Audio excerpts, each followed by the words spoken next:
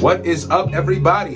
This is JD Rich coming back at you with another One Piece video and discussion, man. Oh my goodness, man, this is gonna be a banger. Not just like this video, but the chapter updates that we have gotten coming out as far as the spoilers are concerned. This Oda, you just keep up in the ante, man, and it just keeps getting better.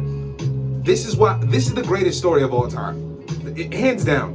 One Piece, I've always known that ever since I was a kid watching it on 4Kids, but this is hands down the greatest story of all time. You cannot tell me different. You won't tell me different, and I'll fight you on that.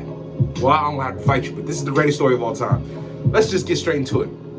So apparently we end up learning that in the cover story upcoming in the chapters, we learn that in the cover story, the gravesite of the warrior that Yamato is actually visiting turns out to be Gecko Moria's. But get this, his name isn't really Gecko Moria, it's Kozuki Moria. Moria is a Kozuki clan member, man. What the absolute hell, man? Oh my goodness. First of all, with Moria being a Kozuki member, he obviously has ties to reading the poneglyphs and possibly understanding them. But not only that, we learn that Moria, we know that Moria tried to take on Kaido. We know that Moria stole Shusui, but all the other citizens thought that Moria was dead. And also, if Moria is related to the Kozuki, like, because you could more than likely suspect, oh, he's a brother of Sukiyaki, younger brother maybe, but I think it may just be a cousin or an uncle. If he is an uncle, he might be Sukiyaki's uncle in a way, a grand uncle probably, because given Moria's abilities to use the shadows to manipulate and switch his body and all that stuff, you know, there's a very spiritual element involved in that. What could his direct relation be? I'm going with cousin. I'll just go with cousin for now until we get otherwise claiming otherwise. But man, everybody didn't know. Not a lot of people knew that Shusui was stolen by Moria, but they knew Shusui was stolen. And it'd be perfect for Moria to steal it because he can manipulate shadows. And if you look at the weapons around the grave of this deceased, you know what I'm saying, of this allegedly deceased Moria Kozuki, it's a bunch of pirate weapons as well. It's not just regular samurai traditional weapons. It's pirate weapons, because we know that Moria actually went in and out of Wano. Like, we can know this for a fact now, given that Moria was born in the West Blue, came back to Wano. But why did he fight Kaido? We can now confirm or assume by assumption that he fought Kaido to either save Wano or take it over for his own reasons. But maybe Moria wanted to be the hero of Wano, because they called him a hero because he literally fought Kaido. So him fighting Kaido was essentially him trying to basically, in a way you could say, get some get back for basically Kaido hurting Oden. Moria literally tried to maybe save his home country. Because you could easily assume and say the Moria is evil, but him trying to fight Kaido, and we know that Moria was allegedly labeled a hero for the fact that he went up against Kaido and then stole Shusui. So now that we know that Moria stole Shusui, we could assume his reasons for stealing Shusui was to not let Kaido get at Shusui. Because look, you know, Absalom has the invisible fruit. Moria could have escaped death and used Absalom to help him as well to get out of Wano, because Kaido clearly overwhelmed him. So he took the treasure of Wano and took it overseas as basically a keepsake to say, yeah, he may have taken the country, but he can't take the treasure of the country. So we need to get more behind this. We need to get more behind Moria and Kaido's clash. We need to get more behind Moria and his connection to Wano, especially given the fact that he's a Kozuki member. And also with Cross Guild, look at this. Cross Guild is now going after the One Piece. They're gonna need some people who can connect them via poneglyphs. So maybe they could end up recruiting Moria. If Moria didn't get recruited by Blackbeard already, because we know that Moria, we last seen him on Pirate Island running amok and getting cut by Shiryu, and basically Blackbeard essentially teasing and offer at him to either join or maybe die right there. Who knows? And if Moria refused, he could have used his soul fruit to possibly escape. But then again, we know that Absalom he's probably dead because Shiryu has Absalom's fruit. But man, this is insane. This is Moria Okozuki? Moria, of all people. He's been hiding his name, Gecko Moria, Kozuki Moria. That is... I want to see him meet. I want to see Moria go back to Wano. I want to see him go back. We have to. Man, Oda, whatever, man. So next, I got my notes here. Next, we learned that 40 years ago, Roger actually met up with Rocks on Beehive Island. They met up. So we already knew that Rocks and Roger had some interactions before God Valley took place. But the fact that Roger actually sailed to the Beehive Island just to have a talk with Rocks and potentially, you know, check on Shaki, see how she's doing, check and see if the rumors were true, that Shaki got kidnapped and stolen. We learned that they both have a meeting there, right? Now, what they talk about, I believe it's going to be pivotal, but it's going to be pirate to pirate, man to man discussion, of course. And we learned that out of respect for Shaki, they didn't fight. It was mentioned that they should not fight in Shaki's bar, you know, because they both have a certain respect for her. Outside of their admiration and infatuation and both possibly being in love with Shaki, we learned that they respect Shaki so much that they refuse to fight inside her bar. So Roger essentially just pulled up, maybe flexed a little bit of his hockey, because I would assume some fodder on the island, like some pirate fodder, they would have a go at Roger, like, hey, it's Roger, he's an enemy. And Roger just calmly flexes his hockey and knocks them out. But then Rock senses him, they meet up, they talk. I could assume they're even drinking together. I could bestly see them talking and having a drink together of some sort. But we learned that they met up 40 years ago. They had a talk. They were talking about Shaki, obviously, and maybe other events as well. And I think that they both state their claim that, yo, I'm going after her. I'm going after her too, bro. So, you know, hey, well, we don't have to fight right here, but I'm going after Shaki, and I am as well. So we could assume that they had some type of cordial rapport to where they avoided conflict right then in that moment for the sake of getting Shaki back. Because she is still regarded as the treasure of Hachinosu. Now, we learned that Rocks meets a woman later on. He actually he's no longer in love with Shaki. Rocks actually met a woman who would eventually become the mother of Blackbeard and give birth to him. Now, this is a big deal for me, this plot point right here with Rocks meeting this woman, because it just takes me back to the fact that Blackbeard, right? He was born not being able to sleep. Now, a lot of people take that as Blackbeard being born with Rocks' willpower, so that's why he can't sleep. No, that Rocks' willpower and his soul has nothing to do with why Blackbeard can't sleep. I believe Blackbeard was actually born with a devil fruit. Specifically, it may have been the possible fruit that Rocks was after, aside from the one that it was mentioned that only Harold could eat, the fruit of Elbaf that only Harold could eat. Whatever that fruit may be, they were not only looking for that one, but there was a second fruit. What if the second fruit that Rocks was actually after, he found it, but gave it to Blackbeard's mom for safekeeping? Like, if anything happens to me, I need you to hold this down and protect this fruit along with our child.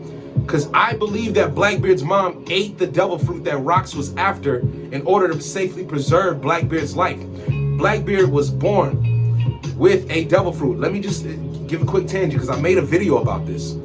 If Blackbeard had a natural birthing process, him and his mother would have died. Blackbeard would have died in the womb, and his mother would have died from the pain of birth, because giving birth is a life-taking process for women. So, in order for Blackbeard to have a safe birth, I believe that Blackbeard's mom ate the fruit that Rocks may have given her, which was the second fruit he needed aside from Harold's fruit, the devil fruit that only Harold could eat for Elbaf.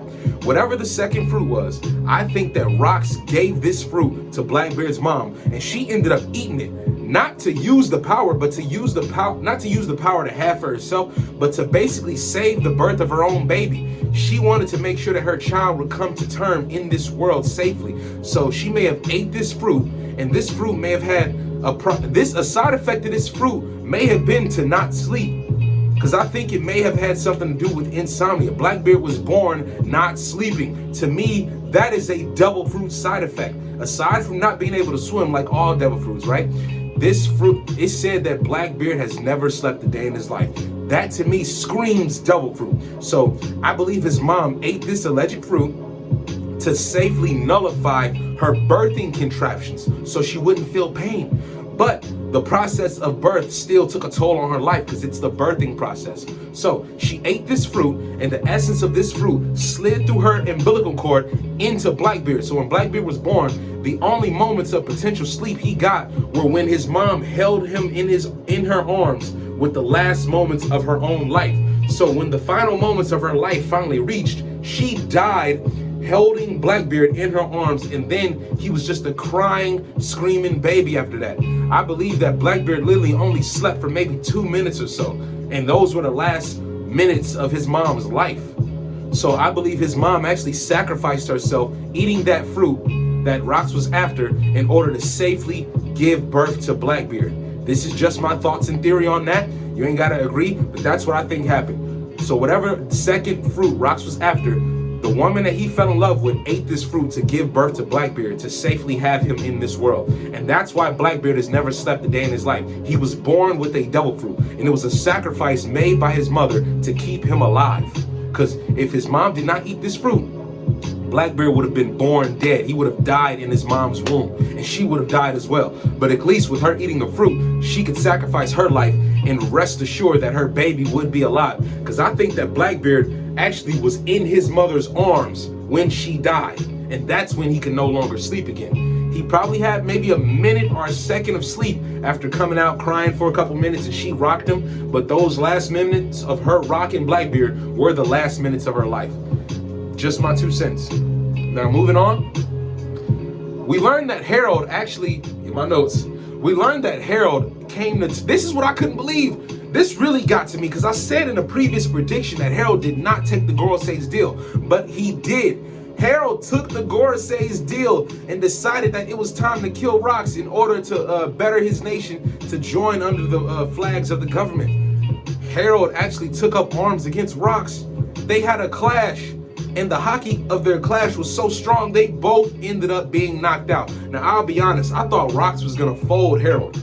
But given that we first saw Harold and Rocks clash at Mary Joie, we should know that Harold is obviously not a slouch. But for Harold to be so proficient at using his conqueror's hockey like that, I gotta know, who the hell trained Harold? Or was he just naturally gifted like that, man? Because I would assume that Harold's father probably taught him some moves coming up, especially how to use his hockey and whatnot. But yeah, we learned that the clash between them during Harold deciding to take up arms against Rocks, we learned that the clash was so strong, they both ended up being knocked out. They both ended up knocked out, and this put an end, I guess, to their somewhat friendship in a way. This saddens me, man. This makes me so sad because I was like, I really wanted them to stay friends. I didn't want them to go this route, but that it wouldn't be good if it didn't go this route, you know? This wouldn't further drive the plot points of the story if it didn't go this way.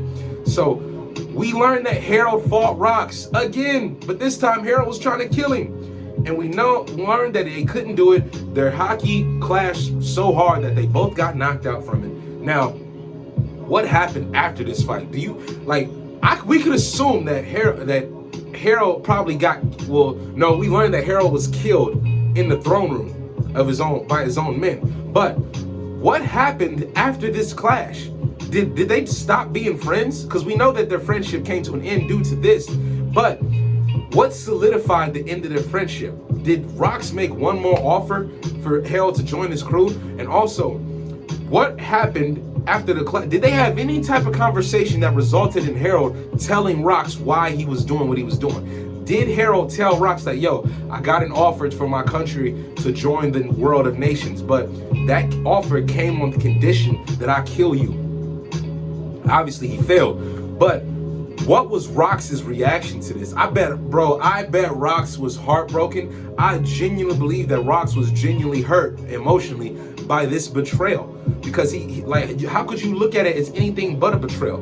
All the times we ate together and drunk together in Ida's bar, Ida's tavern, and then you fed me and let me take refuge in your island and whatnot. You wouldn't join my crew, but we drank together, we ate together, we were I looked at you as a brother in a sense, and yet you bow down to these government dogs to kill me in order to help your nation become a part of the world? Brother, how could you? I thought we was this, man. Me and you, man. Come on, man. But that's some sad stuff, man. Sad stuff indeed. I don't know how else to put it, but like, I guess we'll get more. We'll discover more behind this in the upcoming chapter in 1158, man. Because this broke my heart. I really love their friendship, their camaraderie together. This broke my heart, and I'd assume it broke Rox's heart as well, man. Because he highly regarded Harold as a friend. And for a friend to come and kill you to try to do this, even though they had pure intentions to honor their people of their country, but it came at you trying to backstab a friend by killing them? Come on, man. Harold, baby, Harold. Why, man? I understand though. Now, let's get to the meat and potatoes of this spoiler. This right here, this drove me wild. We learned that 39 years ago, Garling discovered something that Emu would love.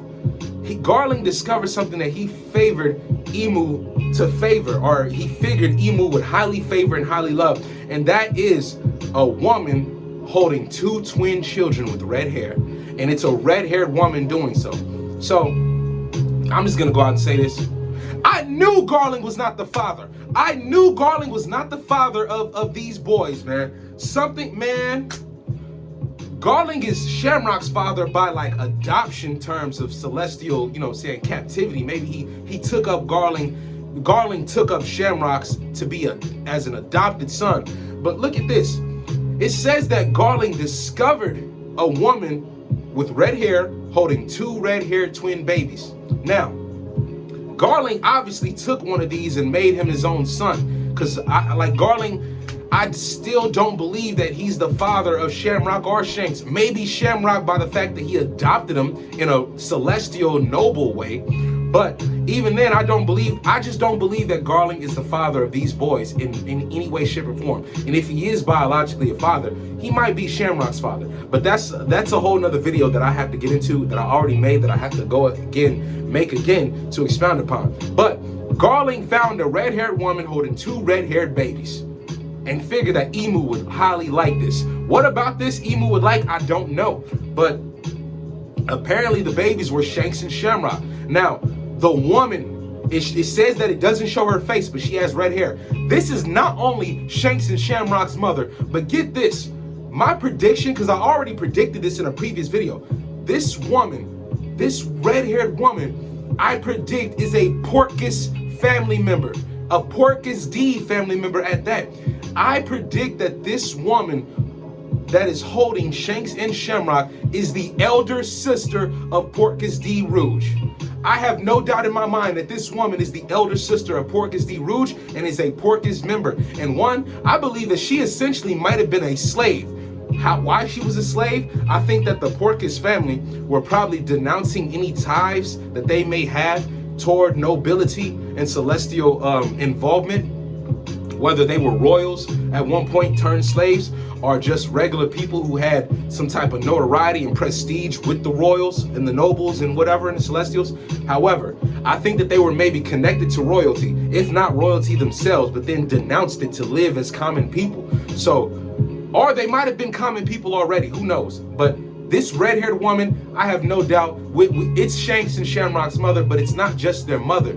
This woman is the elder sister of Portgas D Rouge.